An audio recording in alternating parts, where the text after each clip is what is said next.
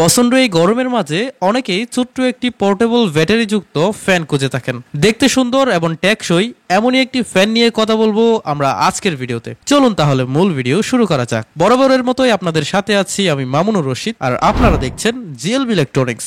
এই হলো ফ্যানটির box. ফ্যানটির brand name এবং মডেল নাম্বার হলো জিসু লাইফ FA20X। ফ্যানটির সাইজে ছোট হলেও দেখতে বেশ প্রিমিয়াম। খুবই লং লাস্টিং ABS প্লাস্টিক দিয়ে তৈরি এর বডি পার্টস।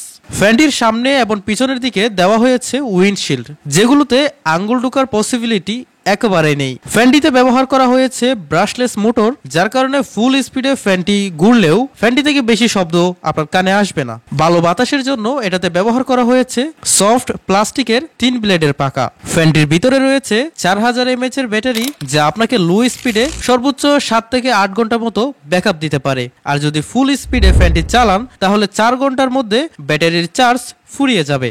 চার্জ ফুরিয়ে গেলেও সমস্যা নেই, কারণ এটাতে আপনি টাইপ সি চার্জিং কেবলের মাধ্যমে চার্জ দিতে পারবেন। এখন যদি প্রশ্ন করেন যে ফুল চার্জ হতে কত সময় লাগবে, তাহলে সেটি পুরোপুরি আপনার অ্যাডাপ্টারের ওয়াট এবং ভোল্টের উপর নির্ভর করছে। তবে এটা নিশ্চয় বলতে পারি, যেহেতু 4000 mAh এর ব্যাটারি রয়েছে তাই সময় তো একটু লাগবেই। এখন যদি আপনি সিদ্ধান্ত নিয়ে থাকেন এই ফ্যানটি আপনার লাগবে, তাহলে ভিডিওর বাকি অংশটুকু আপনার জন্য।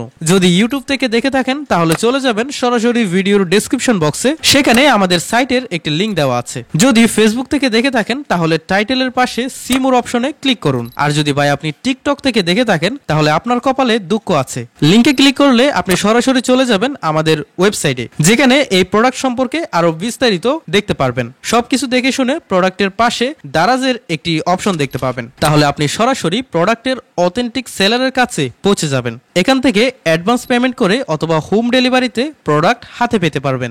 আশা করছি সম্পূর্ণ বিষয়টি ভালোভাবে বুঝতে পেরেছেন।